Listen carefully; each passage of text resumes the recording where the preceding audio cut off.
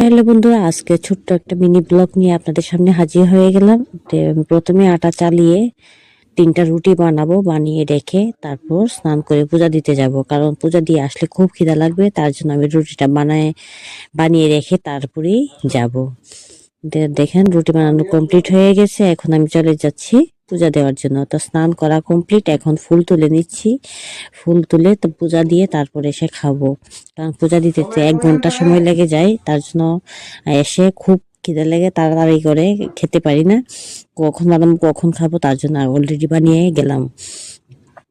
তো ফুল তোলা হয়ে গেছে, আমার ফুল তুলেছি, তুলসী পাতা তুলেছি, সবই দেখাবো। তারপর বলবেন কমেন্ট করে কেমন হলো আমার ভিডিওটা, মিনি ব্লগটা। যদি ভালো লাগে আপনারা যে উৎসাহ দেন, তা এবং ছোট ছোট ব্লগ করার চেষ্টা করব। তো আমার ফুল তোলা হয়ে গেল, এখন আমি চলে যাচ্ছি ঘরে। দেখেছেন সাথে তুলসী পাতা তুলেছি। আর এখন কিন্তু খুব খরান, বৃষ্টি হচ্ছে না, তবুও কিন্তু দেখেন এক সাজি ফুল হয়েছে সবগুলি আমাদের গাছের। কি সুন্দর লাগে পূজা দিতে জানেন।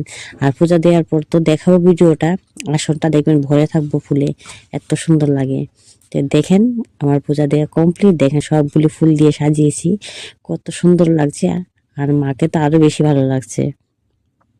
তারপর চলেন, আমার পূজা দেওয়া কমপ্লিট, এখন চলে যাই ভাত বসাতে। তো প্রথমে চালটা ধুয়ে আমি রাইস কুকারে বসিয়ে দিব, দিয়ে আর এদিকে মশলা কিছু আমি রেডি করে গিয়েছিলাম।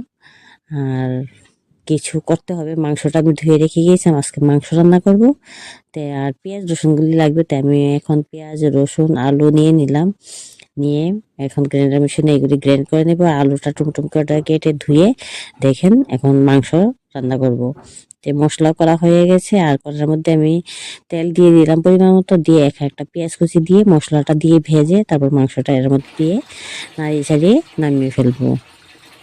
তো দেখেন আমি মাংস রেডি করতে করতে এদিকে ভাত হয়ে গেছে। ভাত হতে বেশি সময় লাগেনি, ভাত হয়ে কমপ্লিট, কিন্তু আমার মাংস রান্না হয়নি। আর মাংস মোটামুটি এখন নামানোর পর্যায়ে চলে এসেছে দেখেন। আর এখন আমি নামিয়ে ফেলবো, নামিয়ে এখানে রুটি দিয়ে মাংস খেয়ে নেব।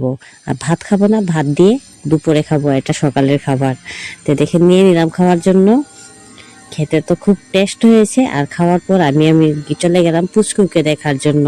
পুচকু কি করছে, কালকে ও ফুলিও নিয়েছে, তার জন্য আজকে ও একটু ব্যথা করছে, তো কতটুকু পরপরই কান্না করে, ঘুমাচ্ছে না।